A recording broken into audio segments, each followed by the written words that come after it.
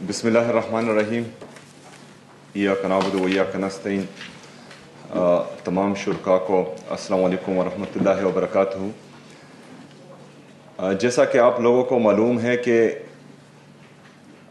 हमने सूबाई असम्बली खैबर पख्तूनख्वा में तमाम सियासी और मजहबी जमातों को हर मकतबा फ़िक्र के लोगों को जमा किया था।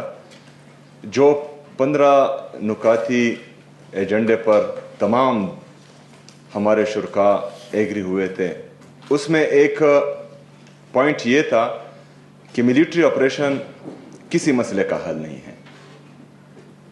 सूबाई हुकूमत का भी यही मौक़िफ़ है। इमरान खान साहब की खैबर पख्तूनख्वा की हुकूमत का ये वाज़ह मौक़िफ़ है।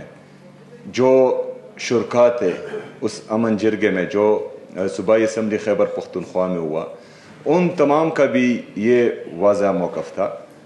अगर इसके बाद भी बंद कमरों के फ़ैसले हमारी सूबे पर मुसल्लत होते हैं तो इसमें जो है हमारे जितने भी स्टेक होल्डर्स हैं उनमें तशवीश पाई जा रही है, क्योंकि एक फ़र्द वाहिद या एक इदारा अपने फ़ैसले मुसल्लत नहीं कर सकता। अगर वो ज़ोर ज़बरदस्ती अपने फ़ैसले मुसल्लत करेगा एक सूबे पर तो इसके नताइज वो नहीं आएंगे जो वो चाहते हैं।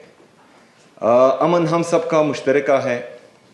अमन खैबर पख्तूनख्वा के लिए भी ज़रूरी है और पूरे पाकिस्तान के लिए भी ज़रूरी है, लेकिन मुस्तकिल और पायदार अमन के लिए एक जामा पॉलिसी की ज़रूरत है, जिसमें तमाम इदारे, तमाम स्टेक होल्डर्स, तमाम सियासी और मजहबी जमातें, हमारे कबायली और पख्तून मशरान, तमाम अमायदीन ये मिलकर बैठेंगे और एक पॉलिसी बनाएंगे तो मेरे ख्याल में वो मुअस्सर भी होगी और उससे जो है अमन बहाल भी होगा।